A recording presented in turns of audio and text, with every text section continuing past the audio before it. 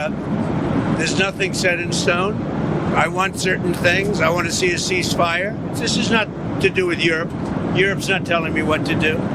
But they're going to be involved in the process, obviously, as will Zelensky. But I want to see a ceasefire rapidly. I don't know if it's going to be today, but I'm not going to be happy if it's not today. Everyone said it can't be today, but I'm just saying I want the killing to stop. I'm in this to stop the killing. You know, we're not putting up any money. We're making money.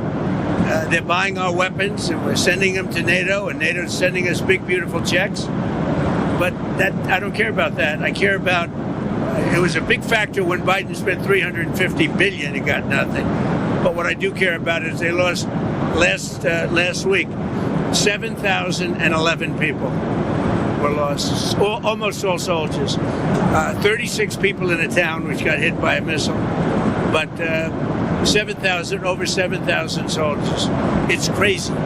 Could you describe a little bit, Mr. President, because I know you've had a lot of phone calls with President Putin. What's the difference in a face-to-face, in-person meeting? Look, he's a smart guy, been doing it for a long time, but so have I.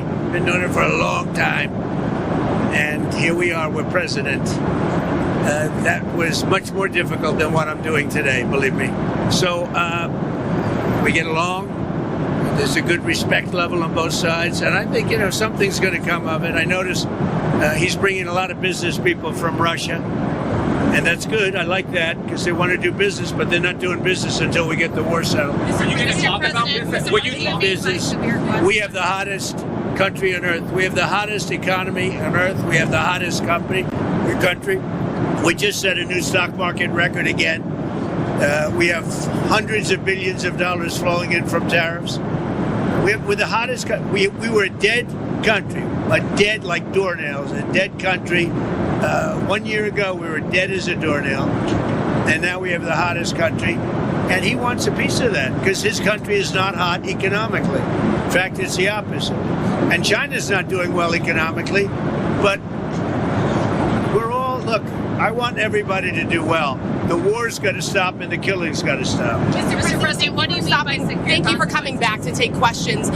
We saw that Russia continued its violence into Ukraine last night, launching even more drones. What did you make of that? I think they're trying to negotiate. He's trying to set a stage. I mean, in his mind, that helps him make a better deal. It actually hurts him.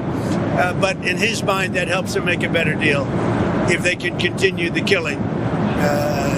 Maybe it's a part of the world. Maybe it's just his fabric, his genes, his genetics.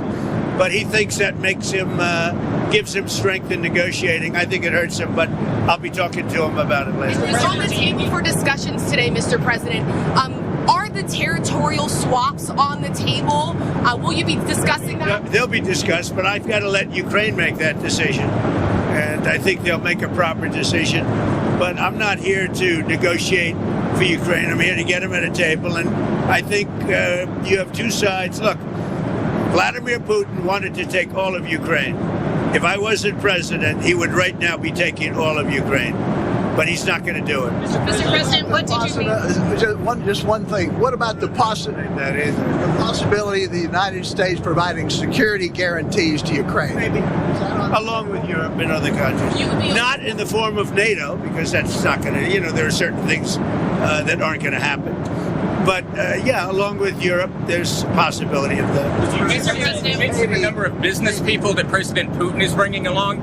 Is that something that you want to discuss with President Putin at this meeting? If we make progress, I would discuss it, because that's one of the things that they would like. They'd like to get a piece of what I built in terms of the economy. Just so you know, we were a dead country with our economy.